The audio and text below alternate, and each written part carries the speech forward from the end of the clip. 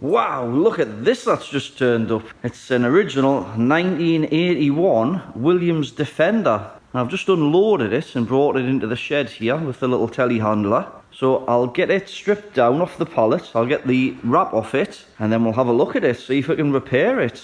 So I've just finished unwrapping it. And that's the machine there. As you can see, it's in fairly good condition for its age. Let's just have a look around the control panel and things. So that's your control panel there, with the odd cigarette burn here and there. A few more down here. We've got the coin door down there. Let's have a look around the other side.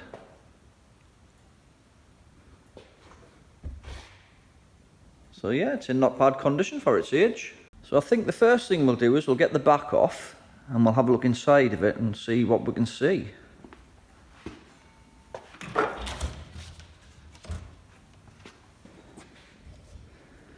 Right, let's have a look in here then. And the first thing I've noticed is it looks like the tube base has been cracked at one point, and the circuit board on the back here, and somebody's patched it up with bits of wire. It doesn't look the tidiest, so we may have to sort that out. And this doesn't appear to be the original monitor either. This looks like a Handrex monitor. I'm not sure what the original monitor was, but you can see where somebody's put some screws here to try and hold the chassis in place. And also, I think what's happened here is this tube has probably been longer than the original one, so it's stuck out a bit further. When they've closed the door, it's probably crushed this circuit board here, causing it to crack. So I think that's why they've had to do all this. Right, let's have a look over the rest of it. So here we have the sound board. Then we've got the ROM board, which is down here, that stores basically the actual code for the game. We've got an input-output board over here, which goes to the control panel.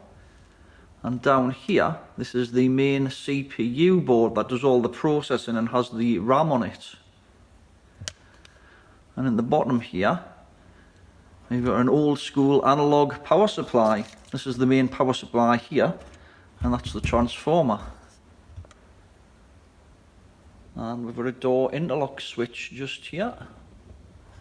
So what happens is when you close the door, that sort of switches the power on, but you can also, for servicing, you can pull this switch out to switch it on as well.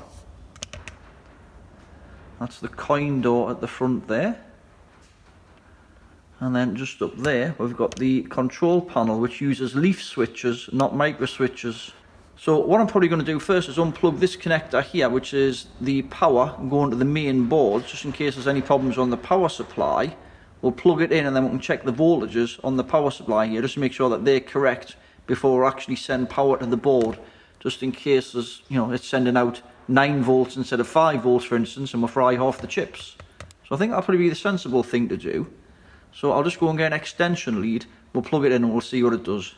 Back with a power lead. So I'm going to unplug this connector first. And this power supply isn't even screwed down. It's only got 2 screws in it, a screw here and a screw there.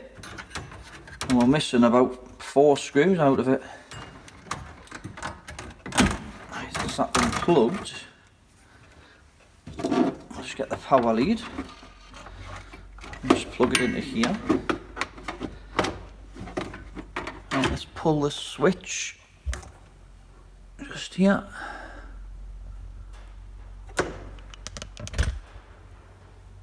And we have nothing.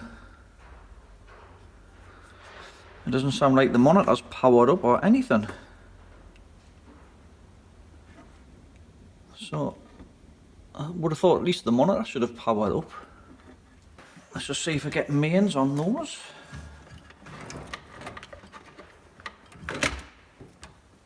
Just untangle my leads here.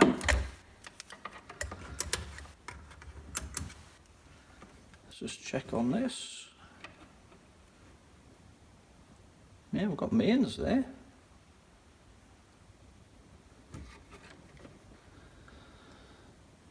We've got the interlock switch pulled.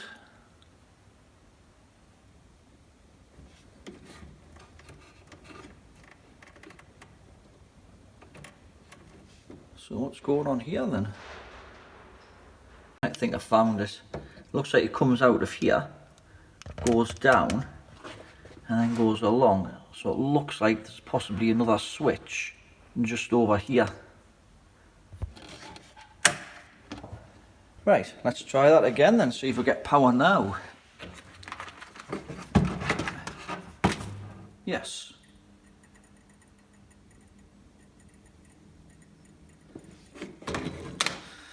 Now we've only got one light on the power supply though.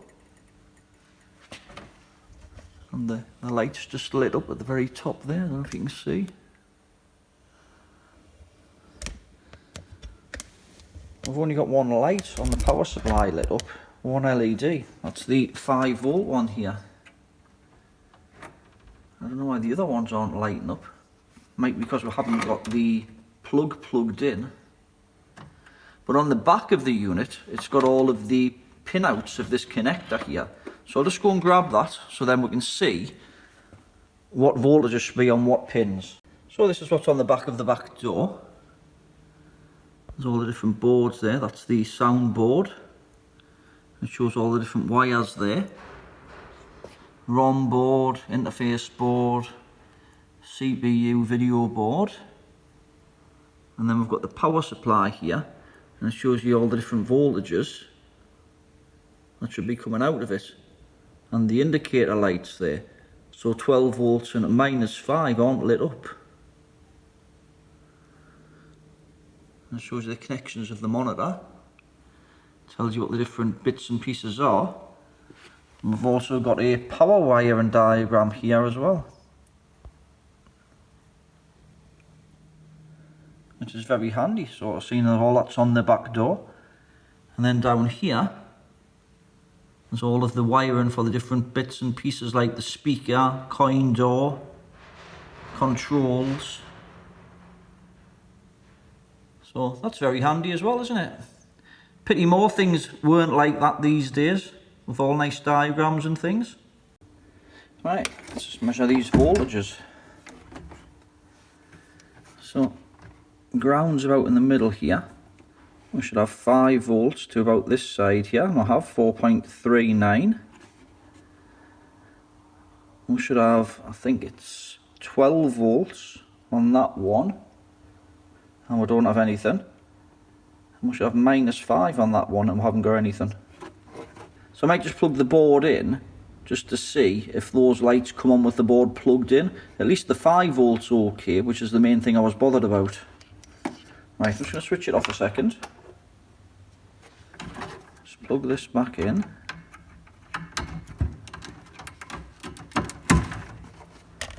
Right, let's just switch it on now.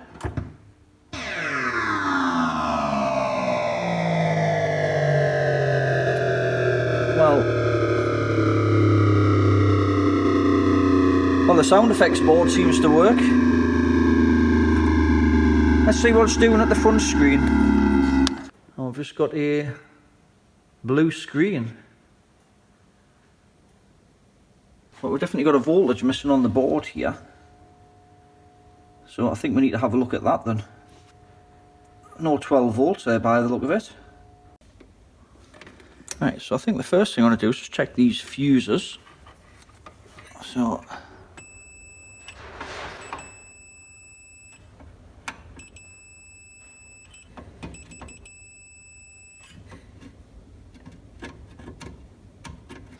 right, so that's fuses blown.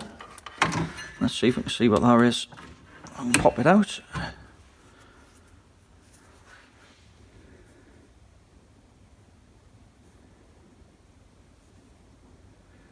Well, I can't make that out. I'm going to have to get a magnifying glass or something, because my eyes aren't as good as what they used to be. Right, I'm just going to see if I can find out what that fuse is and see if I've got one. So I've just looked on the diagram here, and it's that fuse there that's blown. But that one's for the 5 volt supply, it says. And it's a 7 amp slow blow. But the 5 volts present, it's actually the 12 volts that we're missing, which is this fuse here, fuse 3. So I'm not sure what's going on there. Right, so the only fuse I've managed to find is an 8 amp fuse. I don't have any 7.5s. So we're actually half an amp over, but that's the only one I've got, unfortunately. Right, let's see if that does anything now.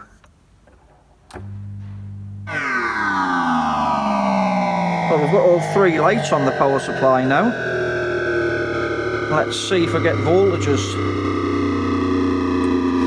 If I can turn the volume down on this. That's a bit better.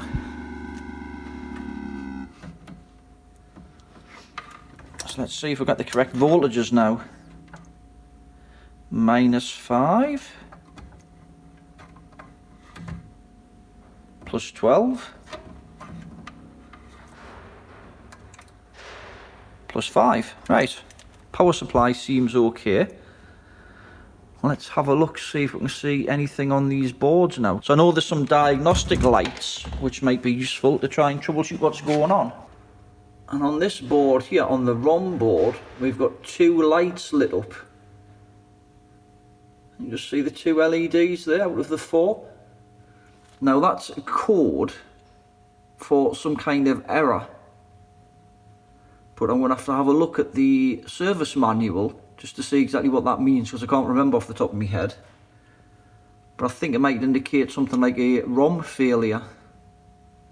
Let's go and have a look around the front, see if there's anything on the screen. I'll see if it's still got a blue screen on there. And we have got something there. We've got some garbled repeated pattern there now. And it looks like the monitor's not really adjusted very good as well either.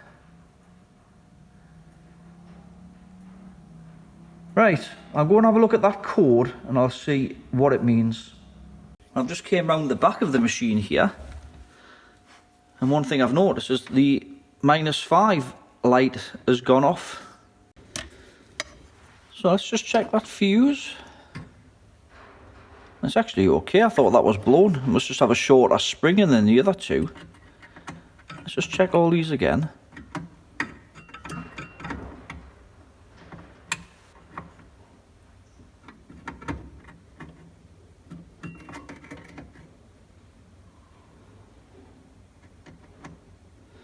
Well, the fuse seems okay. Just wasn't sure if it was sitting in that holder properly there. So I seem to be getting a bit of an odd reading on that holder. I wonder if there's just corrosion on that holder possibly. That one's measuring okay. That one's measuring okay. That one's measuring okay. That one's measuring okay. Well, that one, if I measure on the actual fuse, I'm getting a good reading, but when I measure on the actual holder, I'm getting megohms there. So I'm going to try and clean this holder with a bit wet and dry, because I think that's corrosion on the holder that's causing the problem there. Let's try cleaning the fuse up first.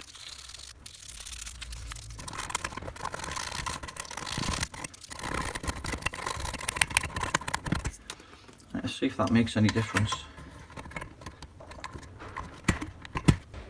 Right, so we've got the 5 volts now, but it looks like the 12 volts has gone off. I think I want to do the same to all of these fuses, give them a clean, because I think this is part of the problem. Finished cleaning all of the fuses and all of the fuse holders. Let's see what happens now. So we've got -5 now, but now we've got no 12 volts. Let's just see what we get with the meter.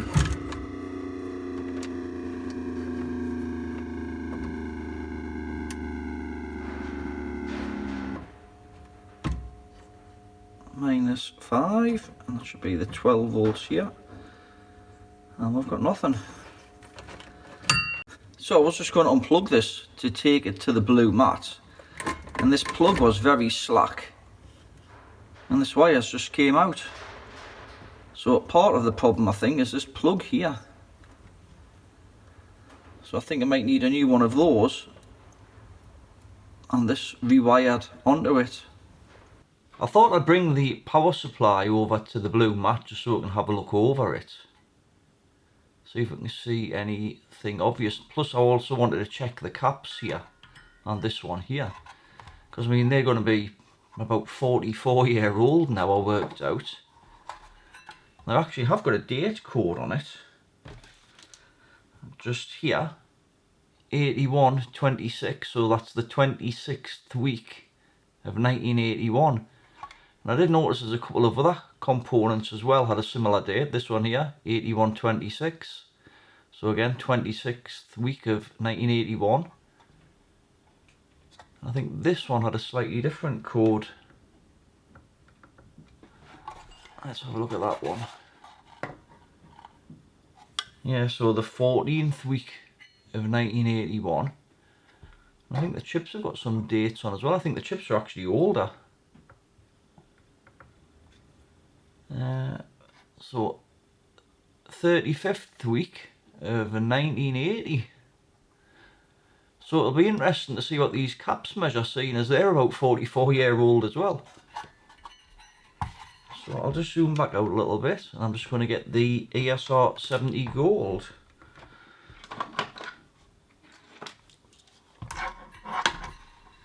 Right, let's clip it on here.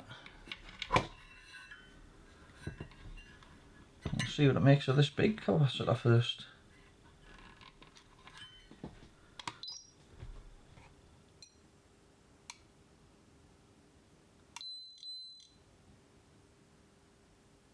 And it actually measures more than what it should. And the ESR is good as well, so I think that capacitor is actually still fine after 44-year-old.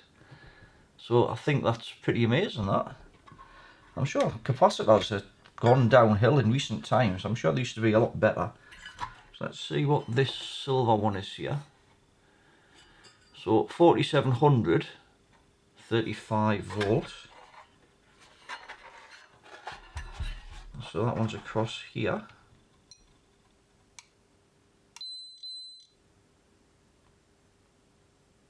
Again, I think that seems to measure okay. I mean, it's nigh on perfect value still. Got a little cap here. What's that one?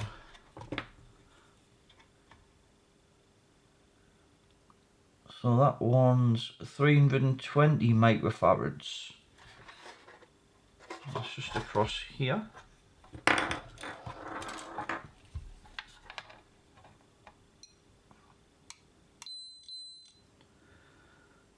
Well, that one is a little bit down.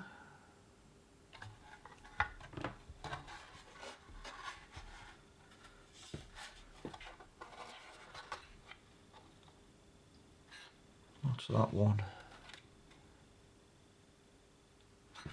I can't quite see what there is. Let's have a look at the little spyglass. So 1000 to 25 volts.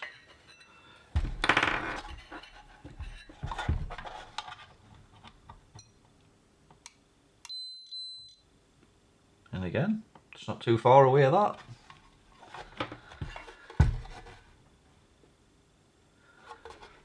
So I think most of these capacitors are going to be fine. 100 at 25. Let's try that one.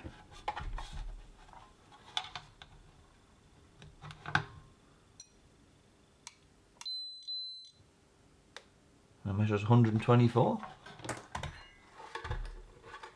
Got another one just there.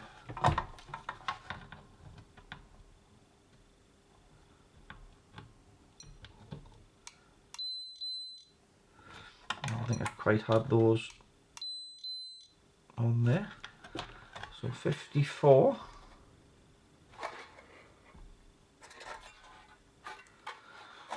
And that one I can't see because it's bent the other way.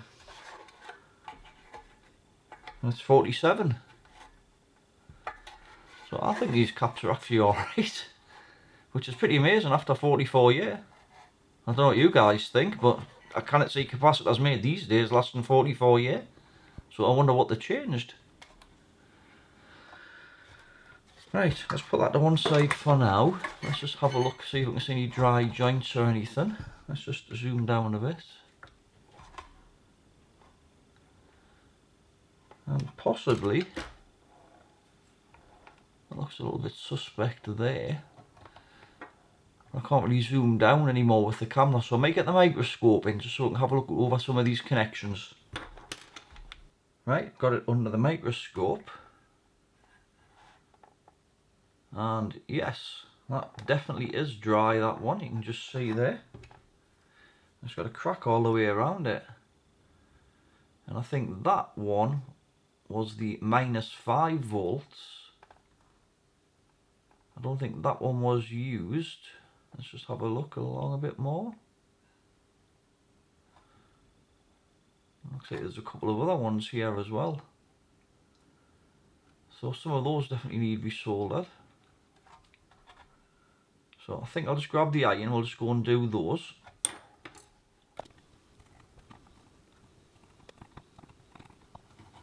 Might as well do all of these along this row.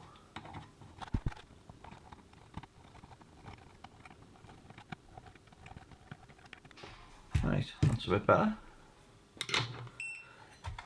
Let's see if I can see any others.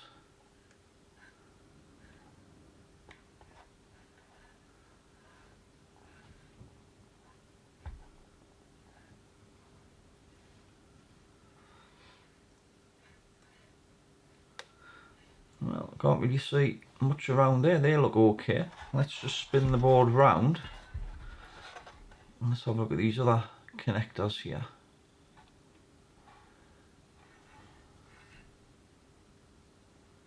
And again, that one there, that's definitely a dry joint. You can see it there, cracked all the way around.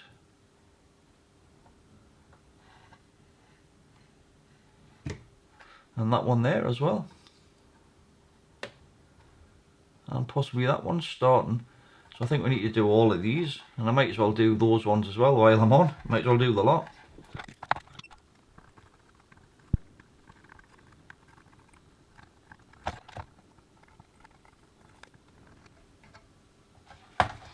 Right, just one more connector to do then.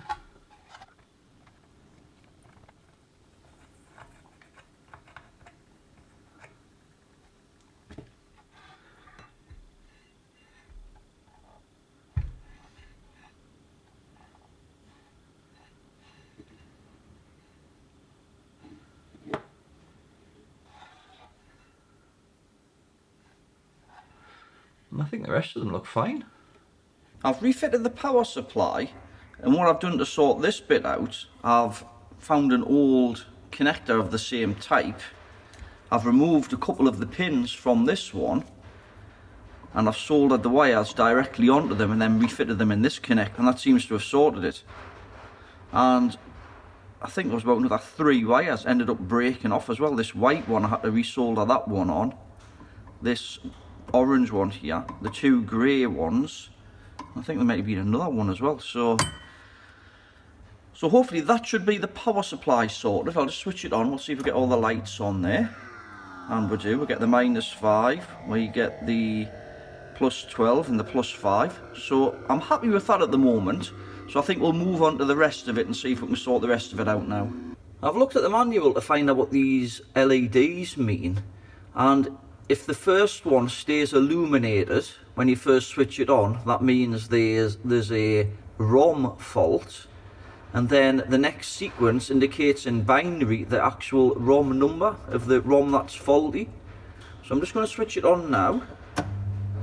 We've got all 4 lights lit up. Now this light here should flash if everything's okay and it's staying on. And now the sequence has changed to this sequence here. So we've got 1, 2, 4 and 8.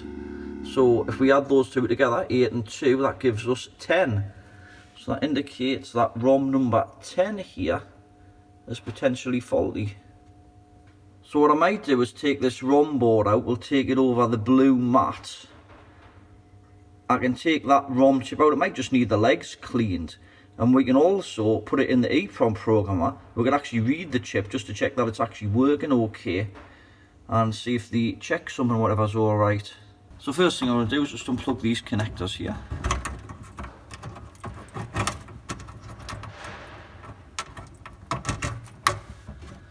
And we've got a connector down here. Now this should have two little release things on, but it hasn't. Those have been broken off, the little release clips here. It looks like this board's been out before because it's only got two screws in at the top.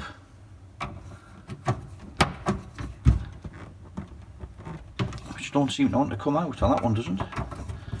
That one's loose. I'm just going to get a different screwdriver. Let's try that again. Right, let's get this over the blue mat.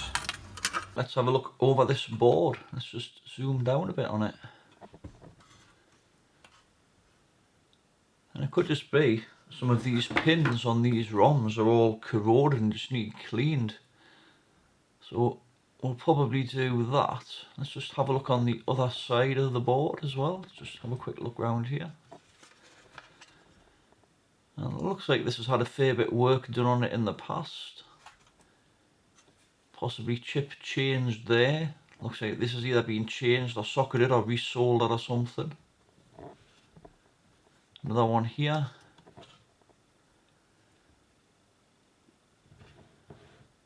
So I think we'll probably start off by giving it a good clean first.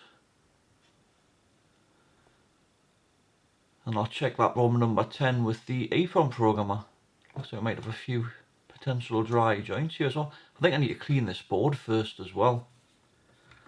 So what I might do is just put some IPA on it and just use a toothbrush.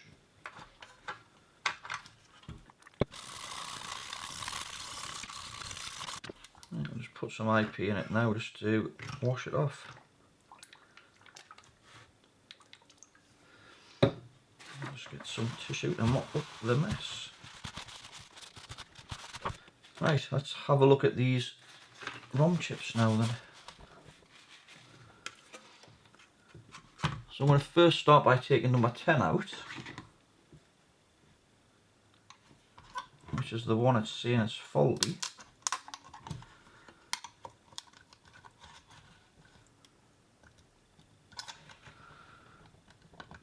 I think this has been out for a long time. It's also almost like it's welded in.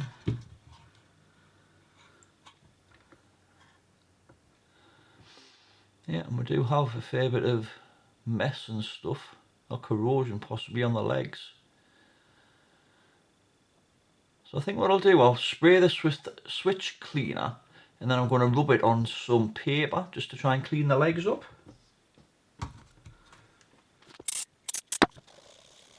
I see the dirt coming off. Yeah, this one's well dirty.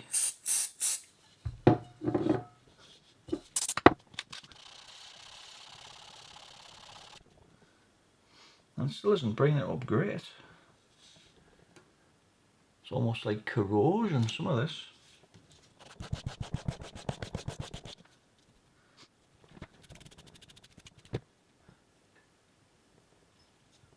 So that side hasn't came up too bad. It's just this side here. Right, I'll persevere with this and I'll see how I get on. Well, that was an interesting way to spend the last couple of hours. So what I've done is I've cleaned all of the legs on the EEPROMs. I didn't do the gold ones because they actually looked okay, but all of the other ones were quite oxidised. So I even had to resort to giving them a light sanding with some light sandpaper here. So back to ROM number 10. I put it in the programmer and it wouldn't read. So I found out that these are actually two 516 EEPROMs, and this programmer does two 716, which are slightly different. So I made an adapter to swap some of the pins around, but it still doesn't read. So we'll go over to the computer screen and I'll show you what's going on. And we'll just hit read here, and hopefully all the pins are okay. Yeah, and it's read it. So we'll just go back, and for notice all the data here is just all FF. So just blank. So at first I thought, is this EEPROM just dead? So I thought I'd get the data sheet up just to have a look. And this is the data sheet here. I got it from Internet Archive. Because I thought there might have been something a bit different about the pins on the 2516 compared to the 2716. So then I started looking at the function of read and what the pins actually had to be, whether that to be high, low, or whatever. So I put the scope onto the EEPROM programmer here and scoped some of the pins, and I found the PD stroke program pin was high when it was reading it. Well, if we have a look back at the data sheet here, if that one's high, it means it's in power down just here. So let's go back to the programmer. This is just here. And what I'm going to do now, I'm going to ground that pin. So I'm just using a bit of solder here. So it's the 7th pin down. So 1, 2, 3, 4, 5, 6, 7. So I'm going to ground that while reading.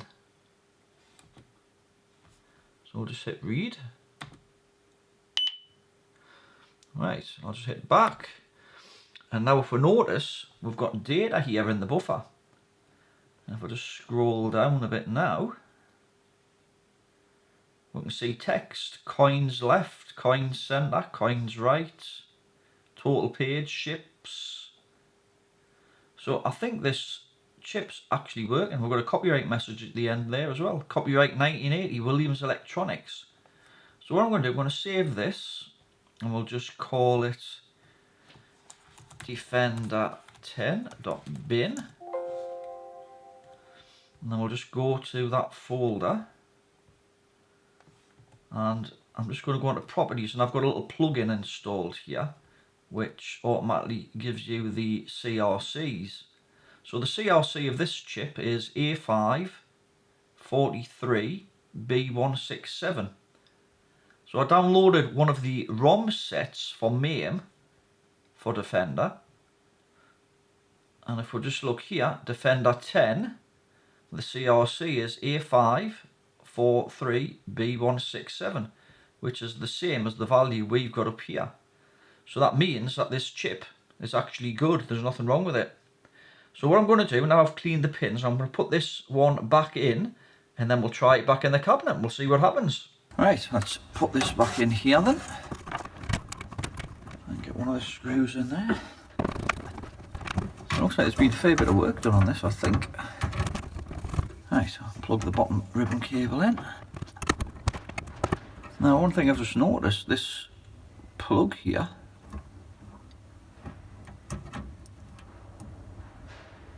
isn't the right fitting for this. What?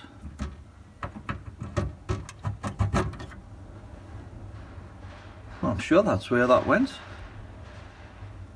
I'm just wondering why it's not the right size plug.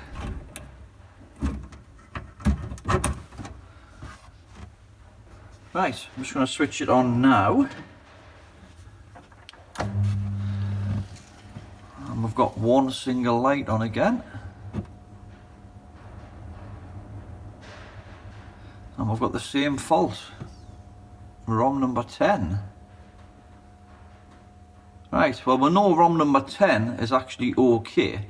So I think now we need to have a look at the schematic to see if we can figure out why it's still thinking ROM number 10 is faulty. Well, the wind's starting to pick up outside, so maybe you hear a bit of noise there now. But one thing that I've just discovered is I was just measuring the voltages on the board here, and the power supply has now seemed to be kicking out 12 volts on the 5 volts.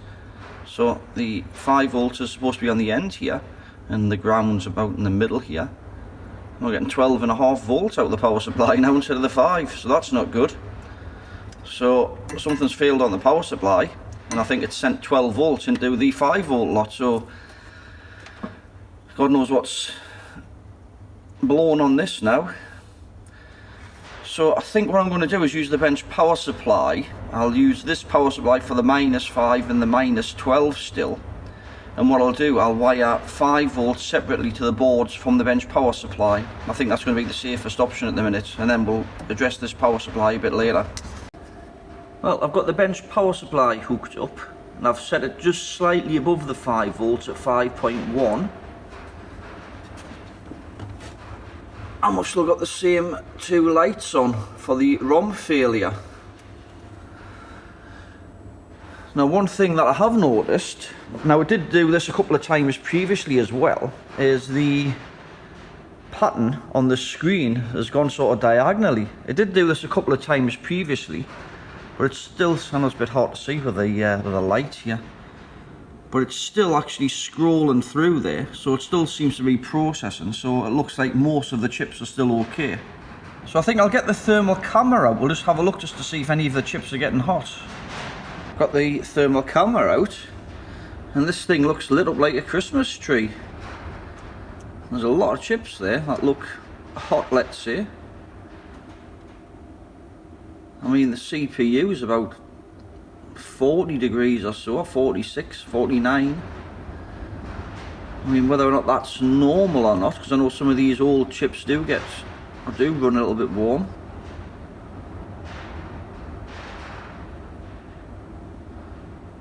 $37 degrees.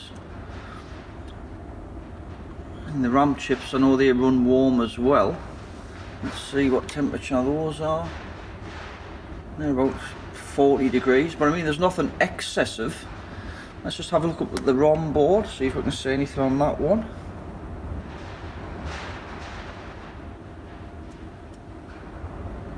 Again, the PIA chips are about 30 degrees.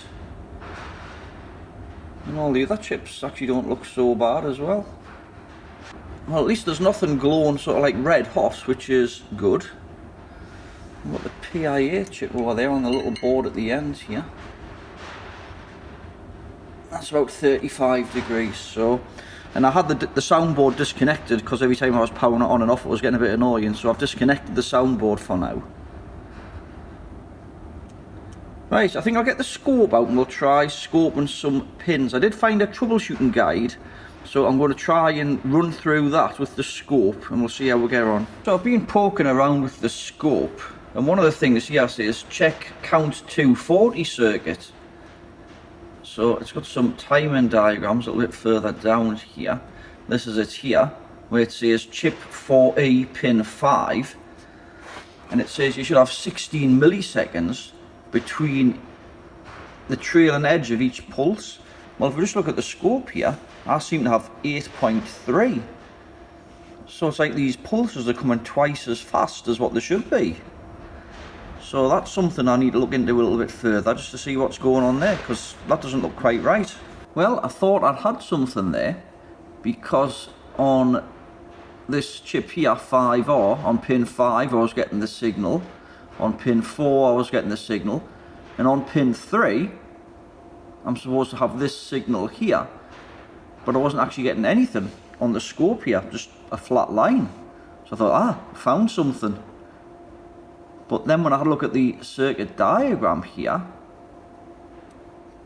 if we look over here, pin 4 and 5 are the E and Q signals. If we just go back here a sec, pin 4 and 5, the E and Q signals, and pin 3 is supposed to be the output. But when we look here, it's actually pin 6. And if we look over to here, we can see pin 3 isn't actually used and both the inputs are grounded. So if I go on to pin 6, we'll just go over to the oscilloscope here. I'll just go on to pin 6 of this chip, this pin here. You can see we've got the correct waveform there now, with the 250 nanosecond trough in between it there, in between the both peaks, which is what we should have when we look back at the diagram here, 250 nanoseconds. So that's right. Now I've just noticed something else here, because I was just measuring this pin here, and it says output of first latch chip 4S pin 5, and then underneath it it's got output of second latch 4S pin 5 also. So they both cannot be on the same pin. So I think this document's not very reliable, to be quite honest with you. I think they've made a few mistakes in this. Looking at the circuit diagram here, it should be actually pin 5 and pin 6 that it should be talking about in the manual there, not actually both pin 5. And here's another one, the RES or RAS pin. it says here 4J pin 9, but when I go to the schematic here, it's actually on pin 8, not pin 9. Pin 9 is the input. And if we just look at the scope here, that's the waveform I've got here, and that's on pin 8.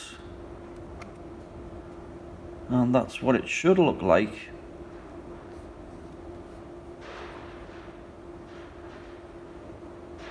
But it's on pin 8, not pin 9. Bit of a nightmare, this one. So, something else that I've just discovered as well. On this count 240 pulse, that's running twice as fast as what it should, there's also a 4 millisecond IRQ pulse as well.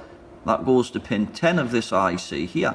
Well, if we look at the scope here, the distance between here and here, it's only 2 milliseconds. So that's running twice as fast as it should as well. So I guess the problem's a bit further back than this IC here. So I'm just going to have a look at these counters, I think, next. I thought I'd pull the board out just to have a look over the back of it, just in case there was anything obvious on the back that I'd missed. But it actually looks fairly clean. It looks like it's had a little bit of rework done just here, which is this video decoder prom. But I was just curious in case there was any soldering that had been done that may have bridged two pads or something. And also, just looking at the scope here as well, this here is one of the video signals. I think this is the Blanken, which is supposed to be 14 microseconds across. And if we notice, it's only 7 here. Like 7 microseconds when we look here. And if we look at the timing on the computer there, it's actually supposed to be 14. So the vertical Blanken signal is running twice as fast as well. And thinking about it, on the screen, when the screen's solid and actually working across, you sort of see the rug pattern, which is like the initialization screen. You see sort of like 2 bands going across like that, and there's like a black bit in the middle.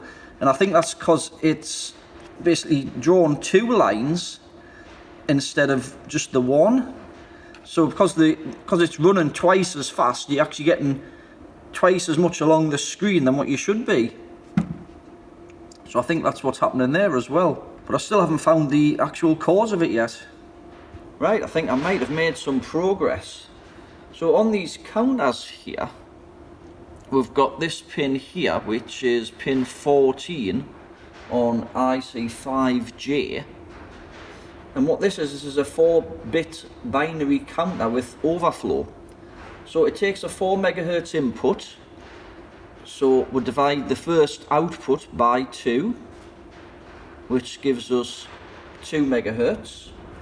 And then if I go down to the next pin, we'll see again, divided by 2, it's now 1 megahertz. And if we go down to the next pin, we've got 500 kilohertz, so half a megahertz. And then if we go down again, we've got 250 kilohertz, or 0.25 megahertz. So that's all fine and well, yeah? So after that, once all these 4 bits are full, it outputs a carry signal on pin 15. So if I just go into pin 15 now,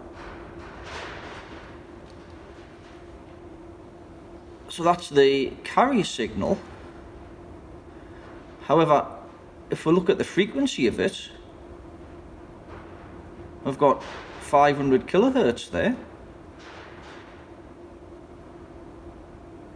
So it should only be 250 kilohertz because all 4 bits have got to be set for that output to come on.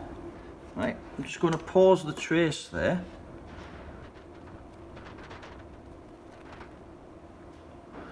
And yeah, we've got 500 kilohertz between those peaks. So that should only be 250. So I think the fault is this chip here that's gone faulty. Or one of the faults anyway. I've just finished changing the chip and I've fitted it in the socket here. Right, let's go on to see what we get on that pin now then. Oh, we've got 250 kilohertz now, so that's right. We weren't getting that before, we were getting 500. Let's just check the video sync signals now then. So let's go on to pin 11, which is this pin here. And we should have 64 microseconds between those two peaks, and we have. That's good. You can just see there, 64 microseconds. Right, so the next one is the same chip. I think they've got these the wrong way around. On the screen there. Because I'm on pin 11 and it's showing this waveform. So I think they've got these the wrong way around as well. There's loads of mistakes in this document. Let's see what we get on pin 8. And I've got 16 microseconds between there. And that's on pin 8, which according to this is what we should have. So they've got those two round the wrong way as well on this document, because those signals are right. Let's have a look at the screen and see what the screen's doing. Oh, well, we've got the full rug pattern going all the way across now, and it's only scanning across once. So that looks better. I'd say that's right now. So at least that's one problem fixed. But I think this is going to have a lot of problems, this. So, right, well that took some doing. Onward and upward, as they say. Well, I'm still getting the ROM 10 error with the two lights there. So what I thought I'd try, because apparently the same lights can come on with ROM 7 as well, because these two are actually a pair that are connected together. So what I've done is I've programmed the new ROM 10 and a ROM 7 to see if that would work, but unfortunately it still does the same. In the service manual, what it says to rule it out is to swap it with a different board. Well, unfortunately I haven't got another board to swap it with, so I think I'm just going to have to try and persevere, unfortunately. Well, things just go from bad to worse.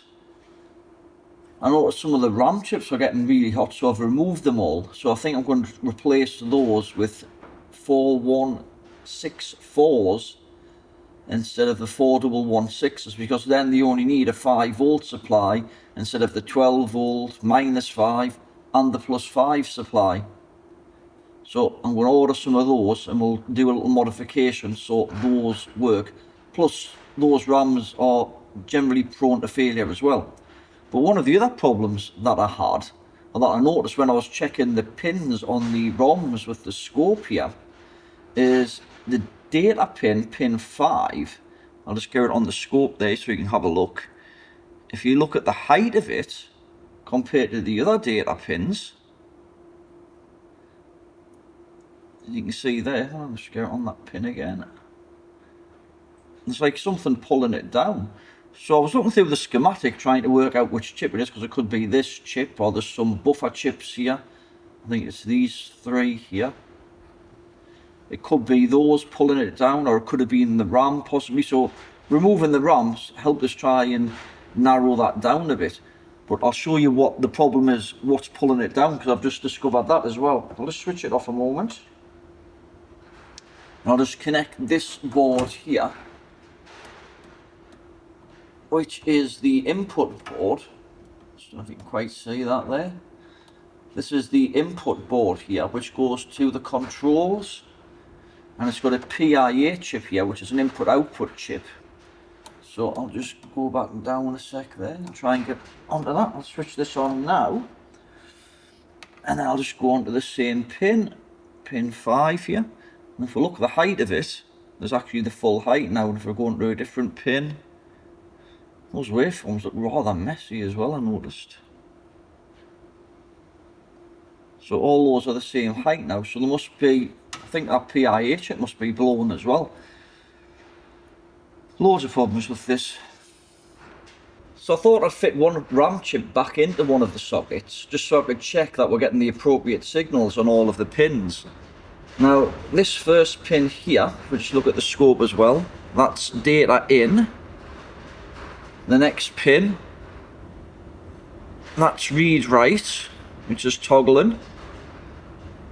Then we've got the RAS pin, then we've got address 0, address 2, and address 1. But if you notice, on address 1 here, we've just got a flat line. We actually haven't got any signal going to address 1.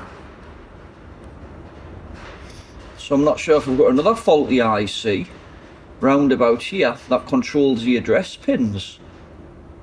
I'm just going to try resetting the board.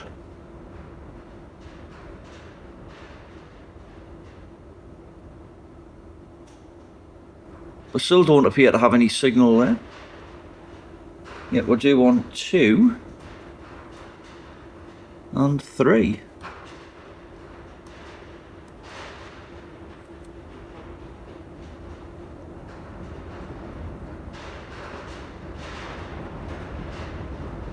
Got nothing on address 1. Let's just try the address pins on the other side. So I've got stuff on that one. We've got data on that one. And we've got data on that one. And we've got data on that one. But nothing on address pin 1. So according to the schematic, this chip here, pin 7. Yeah, we haven't got any signal there. So it looks like I'm going to have to get one of those chips as well, because it looks like that chip's faulty. And that is a 74153. So I'll order one of those as well. Well, I think there's just too much wrong with this to try and get it all done in one video. So I don't normally do 2-part videos, I normally try and do the fix all in one video, but what can you do? I think there's just far too many problems with this. So until the new parts arrive and we start looking at it again, I think it's going to have to be continued in part 2 of this one.